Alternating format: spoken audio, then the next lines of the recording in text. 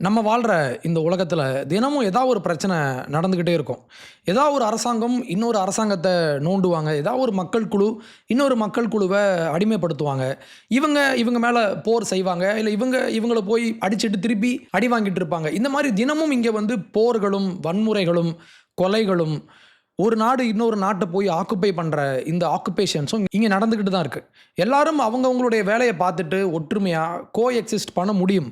ஆனா யாரும் பண்றது இல்ல. அப்ப இங்க இவ்வளவு பிரச்சனை போயிட்டு இருக்கிறப்போ, உலகமெங்கும் எல்லா கார்னர்லயும், எல்லா நாடுகள்லயும் ஏதாவது ஒரு பிரச்சனை போயிட்டு இருக்கும். ஆனா, இந்த பிரச்சனைக்கு எதிராக நாங்க போராடுறோம். இந்த பிரச்சனைய நாங்க எதிர்க்கிறோம் அப்படின்னு சொல்லி இங்க பேசுற ஆட்கள் எல்லாம், ஒரே ஒரு குறிப்பிட்ட நாடு பத்தி மட்டும், இல்ல அந்த ஒரு கான்ஃப்ளிக்ட் பத்தி மட்டும் தான் பேசுவாங்க அப்படின்னா, அங்க ஒரு பிரச்சனை இருக்கு. சமகாலத்துல எவ்வளவு பிரச்சனை போயிட்டு இருக்கு? ஈரான் ஒரு பக்கம், அமெரிக்கா அண்ட் இஸ்ரேல் இவங்க ஒரு பக்கம். இவங்களுக்கான இந்த போர். இன்னொரு பக்கம் உக்ரைன் அண்ட் ரஷ்யா இவங்களுடைய போர். இந்த 2 விஷயம் தான் இன்னைக்கு தேதியில நமக்கு தெரிஞ்ச விஷயங்கள். ஆனா, இந்த உலகில் உள்ள பல கார்னர்ஸ்ல நமக்கு தெரியாத, இல்ல நம்ம தெரிஞ்சும் பேச மறுக்கிற கான்ஃப்ளிக்ட்ஸ் இன்னைக்கு நடந்துட்டே இருக்கு. ஆனா, இங்க உள்ள போராளி கூட்டங்கள் எல்லாம் எதுக்கு எடுத்தாலும் நாங்க போராடுறோம் அப்படின்னு சொல்லி கிளம்புற இந்த கூட்டம் எல்லாம் ஒரே ஒரு இஷ்யூ பத்தி மட்டும் இவங்க பேசுறாங்கன்னா, இவங்க உண்மையான போராளி கூட்டம் அல்ல. இவங்க ஒரு கல்ட். அப்படி ஒரு கல்ட் தான் இந்த ஓசி பாலஸ்தீன், இலவச பாலஸ்தீன், இல்ல விலையில்லா பாலஸ்தீன் அப்படின்னு சொல்ற ஃப்ரீ பாலஸ்டைன் அப்படின்ற இந்த ஒரு கும்பல். இந்த கும்பல் லாஸ்ட் ஒரு நியர்லி ஒரு 3 ஆண்டுகளாக ரொம்ப ஆக்டிவா, முக்கியமா கல்வி கூடங்கள்ல, பல்கலைக்கழகங்கள்ல, இந்த மாதிரி இடங்கள்லாம் ரொம்ப ஆக்டிவா இவங்க செயல்படுறாங்க. நீங்க பார்த்துருக்கலாம். முக்கியமா மேற்கத்திய நாடுகள்ல யுஎஸ், யுகே இந்த மாதிரி இடங்கள் எல்லாம், பிளஸ் ஆஸ்திரேலியா, இந்த மாதிரி எங்கெல்லாம் போய் இந்த கும்பல் உள்ள புகுந்தாங்களோ இவங்க இதை பத்தி மட்டும்தான் பேசுவாங்க. வேற எந்த ஒரு கான்ஃப்ளிக்ட் பத்தி இவங்களுக்கு கண்ணு தெரியாது, வாய் பேச முடியாது, இல்ல காது கேட்காது. இந்த ஒரு கும்பல் தான் சுந்தர் பிச்சை ஸ்டான்ஃபோர்ட் போய் அங்க போய் பேசுறாரு. அங்க அவ்வளவு பேர் கூடி இருக்காங்க. ஒரு ஒரு மிகப்பெரிய ஒரு டெக் கம்பெனியினுடைய ஒரு லீடர். அதையும் தாண்டி அந்த ஸ்டான்ஃபோர்ட் பல்கலைக்கழகத்தினுடைய முன்னாள் மாணவர் சுந்தர் பிச்சை. இவர் இங்க போய் பேசினா ஒரு 200 பேர். இவன் என்ன பண்றான், அந்த அந்த பாலஸ்தீன் கொடியை எடுத்துக்கிட்டு விசில ஊதிக்கிட்டு ஃப்ரீ ஃப்ரீ பாலஸ்டைன் கத்திட்டு போறான். விசில் ஊதுறான்.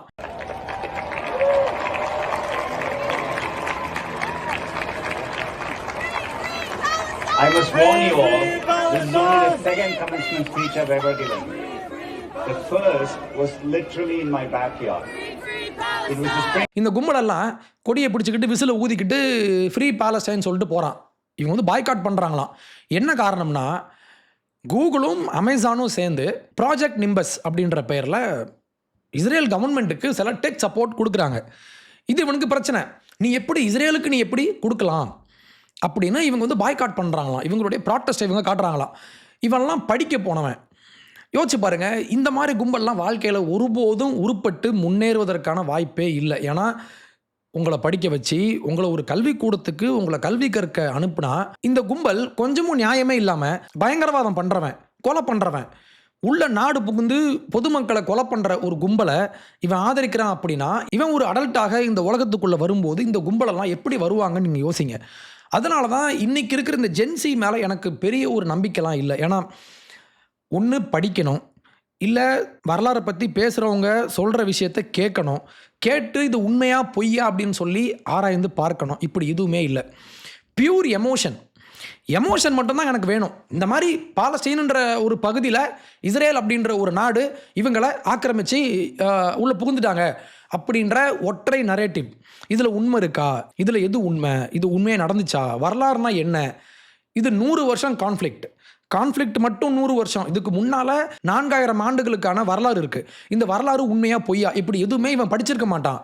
இவன் கேம்பஸ்க்கு போவான், ஒரு 10 பேர் நின்று கூச்சல் போடுவாங்க, இவனும் கூட சேர்ந்துக்கிட்டு கும்பல்ல கூச்சல் போட்டு கொடி ஆடிக்கிட்டு போவான். இந்த உலகத்தில் ஒவ்வொரு மொமெண்ட்டும், முக்கியமாக மிடில் ஈஸ்ட் கண்ட்ரீஸில், அதையும் தாண்டி ஐரோப்பா முழுக்க, ஐரோப்பாவில் அயர்லாந்து வந்து இப்போ பற்றி எரிஞ்சிட்டு இருக்கு. அங்கே ஆப்பிரிக்காவிலேருந்து அந்த நாட்டுக்குள்ள அசைலம் தேடி அகதிகளாக உள்ளே வரோம் அப்படின்னு சொல்லி வந்தவன் அந்த நாட்டு மக்களையே கொலை பண்ணிட்டு இருக்கான்.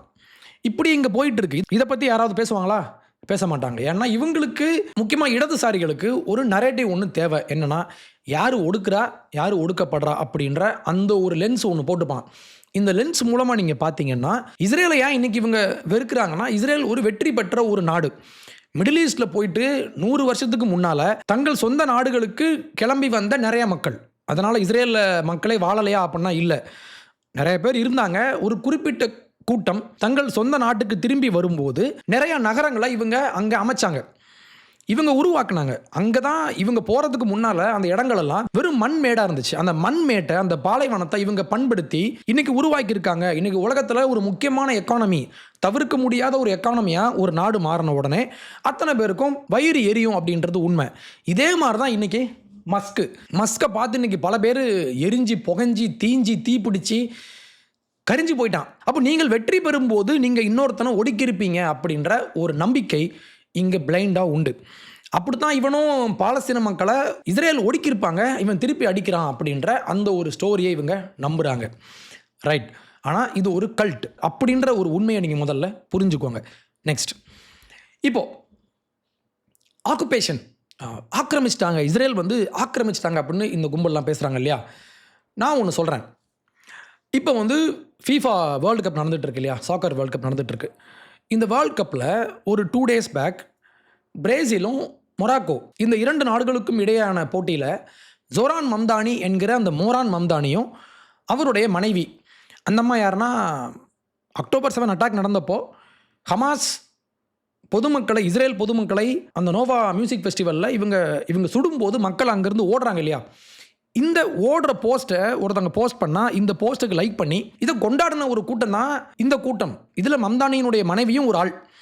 ஓகே, இந்த 2 பேரும், மம்தானியும் இவருடைய மனைவியும் அந்த போட்டியில் போயிட்டு மொராக்கோவினுடைய டிஷர்ட்டை போட்டு இவங்களுக்கு ஆதரவாக இங்கேருந்து ஆடிக்கிட்டு இருக்காங்க. ஓகே, இப்போது 2 விஷயம். முதல்ல மம்தானி போன மார்ச் மாதம் நோ கிங்ஸ் ரேலி அப்படின்னு ஒன்று பண்ணாங்க. இந்த லெஃப்டிஸ்ட் கும்பல்லாம் சேர்ந்து நோ கிங்ஸ் ரேலி. ட்ரம்ப் வந்து ஒரு சர்வாதிகாரி, ஒரு ஹிட்லர் அப்படின்னு சொல்லி இவங்கெல்லாம் பேசுவாங்க இல்லையா. அவர் டெமோக்ரஸிக்கு ரொம்ப எதிரான ஒரு ஆள், அவர் ரொம்ப மோசமான ஒரு ஆள், அவர் மன்னராட்சி அதை கொண்டு வர ட்ரை பண்ணுறாருன்னு இவங்கெல்லாம் பேசிகிட்டு இருப்பாங்க. அப்போ என்ன பண்ணாங்க, நோ கிங்ஸ் ரேலின்னு ஒன்று பண்ணாங்க. இந்த நோ கிங்ஸ் ரேலியில் நீங்கள் கலந்துப்பீங்களா அப்படின்னு சொல்லி மோரான் கிட்ட கேட்டா அவர் சொல்றாரு, couple big rallies this weekend. We know you're not going to the one on Sunday with Bernie Sanders, but there's also the No Kings rally tomorrow. Some of your colleagues up here I think are going to be doing demonstrations, going to rallies before it and participating in that rally. Do you think that's an effective way to push back against aspects of the Trump administration, and what are you doing tomorrow? Are you going to be participating? I think that rallies are an incredibly effective way for New Yorkers to both organize together and make it clear what their vision is for this city, for this state, for this country. இந்த rally போற கும்பல்லாம் இவங்களுடைய vision என்ன, இந்த நாட்டுக்கு, இந்த ஊருக்கு இவங்கெல்லாம் ஒரு செய்தி ஒன்று சொல்ல வராங்க, ஒரு எஃபெக்டிவான ஒரு ரேலி ஒன்று பண்ணுறாங்கன்னு இவர் இங்கேருந்து புலகாங்கிதம் அடைஞ்சிட்டு இருக்கார். No kings rally. ஆனால் கொஸ்டின் நம்பர் 1, மொராக்கோ, நீங்கள் எந்த மொராக்கோவை ஆதரித்து நீங்கள் டிஷர்ட் போட்டு இன்றைக்கி ஆடிட்டு இருக்கீங்களோ இந்த மொராக்கோ மன்னராட்சியா இல்லையா? இதே மொராக்கோவில் இன்னொரு மேட்டர் இருக்குது, அதை நான் பின்னால் சொல்கிறேன். ஃபஸ்ட்டு இவங்க மன்னராட்சியா இல்லையா அப்படின்ற ஒரு கேள்வி இருக்குது. இந்த மொராக்கோன்ற ஒரு நாடு இங்கே வந்து எங்களுக்கு வந்து நோ கிங்ஸ், டெமோக்ரஸியை நாங்கள் மதிக்கிற ஆட்கள் அப்படின்னு பேசுகிற இதே மம்தானி மொராக்கோக்கு ஆதரவாக இங்கேருந்து குதிச்சிட்டு இருக்காரா? இந்த மொராக்கோ யார் அப்படின்னா, கடந்த 360 ஆண்டுகளாக 17ஆம் நூற்றாண்டு தொடங்கி இன்னைக்கு வரைக்கும் அலவைட் டைனஸ்டி அப்படின்ற ஒரே ஒரு மன்னராட்சி கூட்டம் தான் அந்த மொராக்கோ நாட்டை இன்னைக்கு வரைக்கும் ஆட்சி பண்ணுறாங்க. ஒரே ஒரு சிங்கிள் டைனஸ்டி. இந்த சிங்கிள் டைனஸ்டிலையும் 5வது முகமது V அப்படின்ற ஒரு கிங் தான் 1927 தொடங்கி 1961 வரைக்கும் ஆட்சி பண்ணார். ஒரே ஒரு ஆள். சரி, இவர் இறந்து போயிட்டார் 61 இவருடைய பையன் வந்தார், ஹசான் II, 2வது ஹசன். இவர் 1961 தொடங்கி 1999 இவர் ஆட்சி பண்ணார். அப்பா அடுத்து புள்ள. சரி, அப்போ 99 இவர் இறந்து போயிட்டார். 99 6வது முகமது அப்படின்னு ஒருத்தர் ஆட்சிக்கு வந்தார், முகமது VI. இவர் இன்னைக்கு வரைக்கும் அந்த நாட்டினுடைய கிங்காக இன்னைக்கு ஆட்சி பண்ணிட்டு இருக்கார்.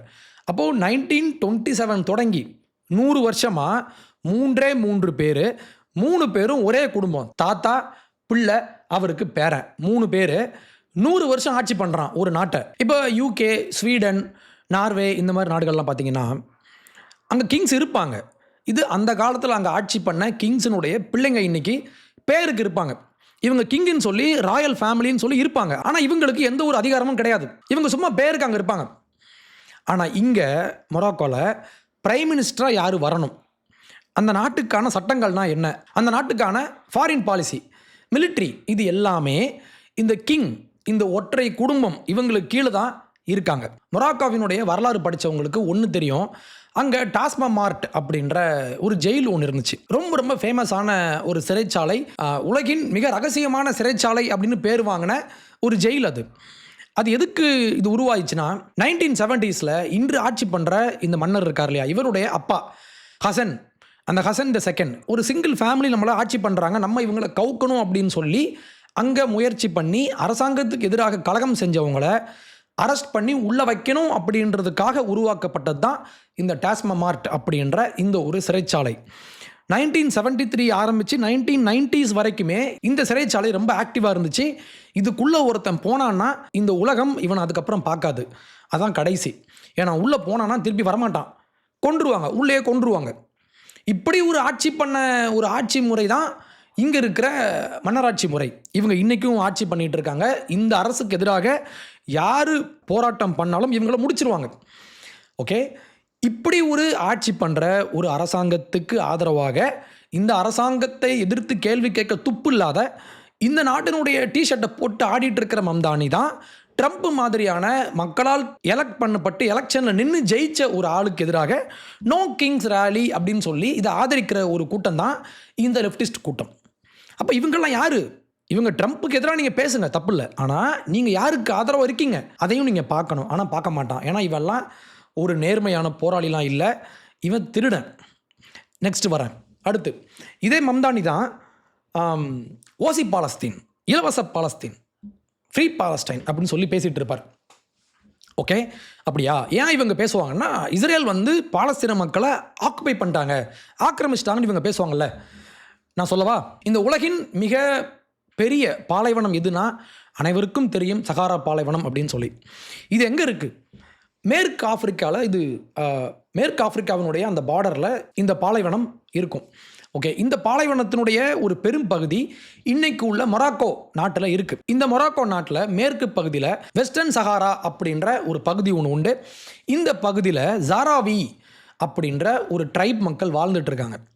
இவங்க யாருன்னா, அந்த சகாரா பாலைவனத்தில் தோன்றிய பூர்வக்குடிகள், அந்த பகுதியை சேர்ந்தவங்க, பாலைவனத்திலேயே உருவாகி அங்கே வாழ்ந்து பல்லாயிரம் ஆண்டுகளாக அங்கே வாழ்ந்துட்டு இருக்கிற நேட்டிவ் மக்கள். ஓகே, இந்த பகுதியை 1884 அடுத்த ஒரு 75 ஆண்டுகளாக ஸ்பெயின் நாடு இந்த பகுதியை ஆக்கிரமித்து வச்சுருக்காங்க, காலனி ஆதிக்கம் பண்ணுறாங்க. 1975 இந்த பகுதியை விட்டு ஸ்பெயின் நாடு அஃபிஷியலாக வெளியே போகிறாங்க. அப்போது இந்த நாடு யாருக்கு சொந்தம்? இந்த பகுதி இப்போ யாருக்கு சொந்தம்னா, இந்த பூர்வக்குடி மக்கள் யார்? இந்த ஜாராவி மக்களுக்காக அங்கு பேசுகிற போலிசாரியோ மூவ்மெண்ட் அப்படின்ற ஒரு அமைப்பு ஒன்று உண்டு. இவங்க என்ன பண்ணுவாங்கன்னா, இந்த அமைப்பு எப்படி இவங்க பேசுகிறாங்கல்ல, ஹமாஸ் அப்படின்ற ஒரு இயக்கம், ஆயுதம் தாங்கிய ஒரு இயக்கம், இவன் பயங்கரவாதி. ஓகே, ஆனால் இவன் பாலஸ்தீன மக்களுக்காக பேசுகிறான் அப்படின்னு சொல்கிற இந்த கும்பல், போலிசாரியோ மூவ்மெண்ட் அப்படின்ற இந்த மூவ்மெண்ட் பற்றி யாருக்காவது தெரியுமா? யாருக்குமே தெரியாது. தெரிஞ்சால் பேச மாட்டாங்க. வரேன். இப்போ இவங்க என்ன பண்ணுறாங்க, இந்த மக்கள் என்ன பண்ணுறாங்க, இது எங்களுடைய பகுதி, ஸ்பெயின் இப்போ எங்களை விட்டு போகிறாங்க, ஆனால் இது இப்போ எங்களுடைய பகுதி, இந்த பகுதியை நாங்கள் தான் ஆட்சி பண்ணுவோன்னு இந்த ஜாராவி மக்கள் சொன்னால், மொராக்கோ நாடு சொல்கிறாங்க இல்லை இது எங்களுடைய பகுதி. அப்போ 1975 இந்த பிரச்சனை international court of justice ICJ அங்கே போகுது. இது யாருக்கு சொந்தம் அப்படின்னு சொல்லி அவங்க சொல்கிறாங்க. அவங்க ரொம்ப நுவான்ஸ்டான ஒரு தீர்ப்பு ஒன்று சொல்கிறாங்க. என்னென்னா, மொராக்கோ நாட்டினுடைய ஒரு வெஸ்டர்ன் பகுதியில் இந்த நாடு, இந்த மக்கள் கூட்டம் இருந்தாலுமே ட்ரெடிஷ்னலி இந்த 2 பேருக்குமான போக்குவரத்து இருந்திருக்கு. இந்த 2 பேருக்குமான வரலாற்று ரீதியான பண்டமாற்று முறை, இவங்க பிஸ்னஸ்லாம் பண்ணியிருக்காங்க. ஆனால் இந்த மக்கள் மொரோக்கன்ஸ் கிடையாது. மொராக்கோவினுடைய மக்கள் வேறு. மொராக்கோவினுடைய மக்களும் அராப்ஸ் தான், இவங்களும் அராப்ஸ் தான், ஞாபகம் வச்சுக்கோங்க. ஆனால் இந்த 2 பேரும் வேறு வேறு வரலாற்று பூர்வமாக இவங்க தனியாக வாழ்ந்திருக்காங்க அப்படின்னு சொல்லி இந்த ஜாராவி மக்கள் இப்படின்னு இந்த கோர்ட் ஒரு தீர்ப்பு சொன்னாங்க. அந்த தீர்ப்பினுடைய கிரக்ஸ் என்னன்னா, இந்த பகுதியை யார் ஆட்சி பண்ணணும்? இந்த ஜாராவி மக்கள். மொராக்கோ இதை ஒத்துக்கல. அப்போ இருந்த மன்னர் இருக்கார் இல்லையா, இப்போ உள்ள மன்னருடைய அப்பா ஹசன், அவர் என்ன பண்ணார், 3.5 லட்சம் பேர், 3.5 லட்சம் மொராக்கோ மக்களை கூட்டிக்கிட்டு இவங்க ஒரு மார்ச் ஒன்று போனாங்க, ஒரு ரேலி ஒன்று போனாங்க. எதுக்குள்ள? இந்த மண்ணுக்குள்ள, ஜாராவி மக்களுடைய பூர்வக்குடி நிலத்துக்குள்ள இவன் பார்டரை கிராஸ் பண்ணி இவன் உள்ள வரான். இதுக்கு கிரீன் மார்ச்னு சொல்லி பேரு, நீங்க தேடி பாருங்க. அது கிரீன் மார்ச் இன் 1975. ஸ்பெயின் நாடு அந்த இடத்த காலி பண்ணிட்டு போன ஒரு சில வாரங்களுக்குள்ளாக இந்த கிரீன் மார்ச் அங்கே நடக்குது. இவங்க 3 லட்சம் பேர் ஓகே, இவங்கக்கிட்ட ஆர்மி இருக்குது, இவங்கக்கிட்ட பலம் இருக்குது, இவங்கக்கிட்ட நவீன ஆயுதங்கள்லாம் இருக்குது. ஆனால் இந்த மக்கள் பாலைவனத்தில் வாழ்கிற அப்பாவி ட்ரைபல் பீப்புள். அப்போ 1975 அங்கே ஒரு போர் ஆரம்பிக்குது. யாருக்குன்னா மொராக்கோ அப்படின்ற இந்த நாட்டுக்கும் போலிசாரியோ ஃப்ரண்ட் அப்படின்ற இந்த பூர்வக்குடி மக்களுக்கான இந்த ரெப்ரசன்டேட்டிவ் இவங்க 2 பேருக்குமான போர் 75 ஆரம்பித்து 91 வரைக்கும் இந்த போர் நடக்குது. 16 வருஷம். இந்த 16 வருஷம் நடந்த இந்த போர் பற்றி, முக்கியமாக கோல்டு வார் பீரியடில் நடந்த மிக மோசமான ஒரு ஆக்குபேஷன். ஸ்பெயின் அங்கே இருந்த வரைக்கும் ஸ்பெயினை எதிர்த்து கேள்வி கேட்க முடியாத, கேள்வி கேட்டு இவங்களை எதிர்த்து போராட முடியாத ஒரு துப்புக்கட்ட இந்த மொராக்கன் கவர்மெண்ட் இவங்க வெளியே போன ஒரு சில நாட்களில் இவங்க உள்ள வந்துட்டான். எதனாலனா இந்த மக்கள் வீக்காக இருக்காங்க. இந்த மக்கள் இவன் என்ன பண்ணுறான், இவன் பாலைவனத்தில் வாழ்ந்துட்டு இருக்கான், இவனுக்கு சோறு தண்ணி கிடையாது, நான் போய் பிடிச்சிக்கிறேன் அப்படின்னு சொல்லி அத்துமீறி உள்ளே புகுந்தாங்க. ஆனால் இந்த சாராவி மக்கள் மிகப்பெரிய ஒரு எதிர்ப்பு ஒன்று கொடுத்தாங்க. இப்போ மொராக்கோ இவன் என்ன பண்ணான் தெரியுமா, இந்த உலகின் மிக நீண்ட one of the longest walls 2700 kilometre தூரத்துக்கு அந்த பாலைவனத்தில் இவன் ஒரு வால் கட்டினான், ஒரு சுவர் கட்டினான். எதுக்குன்னா இந்த ஜவாரி மக்கள் நம்ம இவங்கள உடச்சி விட்டுறலாம் அப்படின்னு சொல்லி. அந்த பகுதியினுடைய வெஸ்டர்ன் சகாரா அப்படின்ற அந்த பகுதியினுடைய அதுவே ஒரு சின்ன பகுதி, அந்த மேற்கு பகுதியில் இவன் அதை 2ஆக பிரித்து இதனுடைய மேற்கு பகுதியை மொராக்கோ எடுத்துட்டாங்க. இந்த மக்கள் ஒரு குறிப்பிட்ட பகுதியை இந்த மக்கள் கண்ட்ரோல் பண்ணுறாங்க. அப்போது இந்த மக்களுக்கு இந்த பக்கத்தில் உள்ள நேச்சுரல் ரிசோர்ஸை நம்ம பிளாக் பண்ணணும் அப்படின்னு சொல்லிட்டு இந்த மக்களை நம்ம தனிமைப்படுத்தணும் அப்படின்னு சொல்லி மொராக்கோ அரசாங்கம் 2700 கிலோமீட்டர் தூரத்துக்கு இவன் சுவர் கட்டி இன்றைக்கும் அந்த வால் உண்டு. இன்றைக்கும் அந்த வெஸ்டர்ன் சகாரா பகுதியினுடைய மேற்கு பகுதியில் உள்ள 80% இந்த சாராவி மக்களுக்கு சொந்தமான பகுதியில் 80% பகுதியை இன்றைக்கி மொராக்கோ கண்ட்ரோல் பண்ணுறாங்க. யாருக்காவது தெரியுமா? அதுக்கப்புறம் 91 நம்மளுடைய மிக சிறந்த ஒரு அமைப்பான ஐநா சபை, ஊரில் எந்த பிரச்சனை வந்தாலுமே இவங்க உள்ளே வந்துடுவாங்க. ஆனால் இவங்க உள்ளே வந்தாங்கன்னா சொல்யூஷன் கிடைக்காது, ஆனால் உள்ளே வருவான். இவங்க என்ன பண்ணாங்க, வாங்க மக்களே நம்மளாம் ஒன்று கூடி பேசுவோம் அப்படின்னு சொல்லி யார் பக்கம் நியாயம் அப்படின்னு பார்க்கணும்ல, அதை பார்க்கல. இவங்க என்ன சொன்னாங்கன்னா, போரை ஸ்டாப் பண்ணுங்க ஒன்று, இன்னொன்று இந்த பகுதி யாருக்கு சொந்தம்னு நீங்களே முடிவு பண்ணிக்கோங்க அப்படின்னு சொல்லிட்டு இவன் போயிட்டான். இந்த மக்களே முடிவு பண்ணிட்டோம் அப்படின்னு சொல்லிட்டு விட்டு போயிட்டாங்க. இன்னைக்கு வரைக்கும் 35 வருஷம் ஆகுது, இந்த பிரச்சனை சால்வ் ஆகலை. இன்னைக்கு வரைக்கும் 80% பகுதியை மொராக்கோ வச்சுருக்காங்க. இந்த அப்பாவி பாலைவனத்தில் வாழ்கிற மக்கள் இங்கே அகதி மாதிரி இவங்களுடைய சொந்த பூமியில் வாழ்ந்துட்டு இருக்காங்க. அவங்க யார்? அராப்ஸ். அப்போது அராப் மக்களுக்கு ஒரு பிரச்சனை அப்படின்னா நீங்கள் பேசுவீங்க, எங்கே பேசுவீங்கன்னா பாலஸ்தீனில் பேசுவீங்க. ஆனால் அராப் மக்களை அராப் மக்கள் ஒடுக்குறாங்க. ஜாராவி அப்படின்ற ஒரு அராப் ட்ரைபை இன்னொரு அராப் ட்ரைப் ஒடுக்குறான், எவனும் பேச மாட்டான். இது லிட்ரலாக இன்றைக்கி நடந்துட்டு இருக்கிற பிரச்சனை. வேறு வழி இல்லாமல் இன்றைக்கி அந்த மக்கள் அந்த போலிசாரியோ ஃப்ரண்ட் அப்படின்ற அந்த அமைப்பு இன்றைக்கி ஜாராவி அராப் டெமோக்ராட்டிக் ரிப்பப்ளிக் அப்படின்ற ஒரு அமைப்பு, ஒரு அரசாங்கத்தை இவங்களே அமைச்சு இவங்க ஆட்சி பண்ணிகிட்டு இருக்காங்க. வேறு வழி இல்லைல்ல, நம்ம இழந்து போன இடத்த மீட்க வழி இல்லை. நமக்கு யாரும் ப்ராட்டஸ்ட் பண்ண மாட்டாங்க, நமக்காக யாரும் ரேலி போக மாட்டாங்க, நம்ம கொடியை பிடிச்சி யாரும் இங்கே ரோட்டில் போக மாட்டாங்க, யாரும் இங்கே ஃப்ரீ ஜாராவின்னு யாரும் பேச மாட்டாங்க. இவங்களுக்கு ஃப்ரீ பாலஸ்டைன், இவன் பயங்கரவாதம் பண்ணி. ஆனால் இந்த மக்கள், நான் ஒன்று சொல்லணும், இந்த ஜாராவி மக்கள் எப்பவுமே இந்த பிரச்சனையை ஆரம்பித்து 75 அப்போ 75 50 வருஷம் மேலே ஆச்சு. இந்த மக்கள் இது வரைக்கும் போயிட்டு நான் போய் குண்டு வச்சேன், நான் போய் கொலை பண்ணேன், இவங்க செய்யலை. இவங்க அப்பாவியாக அந்த பாலைவனத்தில் இவங்க உண்டு, இவங்க வேலை உண்டுன்னு வாழ்ந்துட்டு இருக்காங்க. ஆனால் இந்த மக்களை ஒருத்தன் ஒடுக்குறான், இவனை பற்றி யாரும் பேச மாட்டோம், இவங்களுக்கு ஆதரவாக யாரும் பேச மாட்டோம். ஆனால் ஒருத்தன் குண்டு வச்சு கொலை பண்ணுறான், நம்ம இவனை வச்சு நம்ம பேசிகிட்டு இருப்போம்.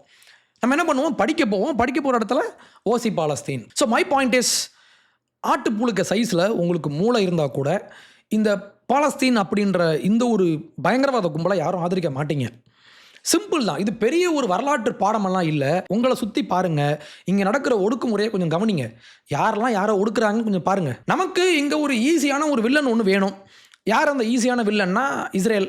ஏன்னா இஸ்ரேல் அப்படின்ற ஒரு நாடு ஒரு கேபிட்டலிஸ்ட் நாடு. கேபிட்டலிசமை ஃபாலோ பண்ணி மேற்கத்திய நாடுகளுடைய இன்வெஸ்ட்மெண்ட்டை மிடில் ஈஸ்ட்டுக்கு கொண்டு வந்து இன்றைக்கி உலகத்தில் ஒரு முக்கியமான பணக்கார நாடு. இது இவனுக்கு பிரச்சனை. ஒன்று, இவங்கிட்ட பணம் இருக்குது, இவங்கிட்ட செல்வம் இருக்குது, இவங்கிட்ட அறிவு இருக்குது. அப்போ இவங்க வந்து நமக்கு ஒரு ஈஸியான ஒரு வில்லன். அப்போ லெஃப்ட்டுக்கு ஒரு வில்லன் தேவை. லெஃப்ட்டுக்கு என்ன பிரச்சனை, நீங்கள் பணம் சம்பாதிச்சு நீங்கள் மேலே வந்தால் இவனுக்கு பிரச்சனை. அதுவும் ஒரு வெஸ்டர்ன் பவராக இருந்தால் உங்களுக்கு இன்னும் பிரச்சனை. ஆனால் இங்கே ஒரு அரப் நாடு இன்னொரு அரப் கூட்டத்தை, ஒரு சின்ன ஒரு குழுவை இவங்க ஒடுக்குறாங்க. இவங்க இடத்த இவன் பிடுங்கி வச்சிருக்கான். எவனுமே பேச மாட்டான். ஏன்னா இவனுக்கு ஃப்ரீ பாலஸ்டைன் அப்படின்னு சொல்கிறதுக்கு மட்டும்தான் வாய் வரும். ஆனால் ஃப்ரீ ஜாராவி அப்படின்னு யாரும் பேச மாட்டோம். உண்மையாக ஒடுக்கப்பட்ட மக்களுக்காக யாரும் பேச மாட்டோம். நம்ம பேசுவோம். நான் சொல்கிறேன் ஃப்ரீ ஜாராவி. அப்போது இவங்கெல்லாம் யார்? இந்த கும்பல் எல்லாமே, இந்த லெஃப்டிஸ்ட் கும்பல்லாம் ஒரு மனப்பிறழ்வு கொண்ட ஒரு கும்பல் தான். இவங்க யாருமே, நீங்கள் கொஞ்சம் யோசிச்சு பாருங்கள். Open Instagram, open Telegram, open Facebook, எங்கே பார்த்தாலும் சரிதான். Open YouTube, free Palestine, free Palestine. Israel தான் ஒரே ஒரு வில்லன் கிடையாது. இந்த உலகத்தில் இன்றைக்கி ஆக்டிவான கான்ஃப்ளிக்டெல்லாம் நிறையா. இன்றைக்கி தேதி நான் பேசுகிற இந்த தேதியில் 100 கான்ஃப்ளிக்ட் உலகத்தில் போயிட்டுருக்கு.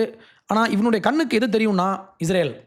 அப்போ இவனுக்கு பிரச்சனைன்றது ஒடுக்கப்பட்ட மக்களுக்காக இவங்க பேசலை. இவங்களுக்கு இஸ்ரேல் மேலே கடுப்பு, வெறுப்பு. அப்போ நம்ம சொல்லுவோம் இது ஓசி பாலஸ்தீன் கிடையாது, ஃப்ரீ ஜாராவி. இவங்க தான் உண்மையான ஒடுக்கப்பட்ட மக்கள். இந்த ஒடுக்கப்பட்ட மக்களுக்காக நீங்கள் பேசுங்க.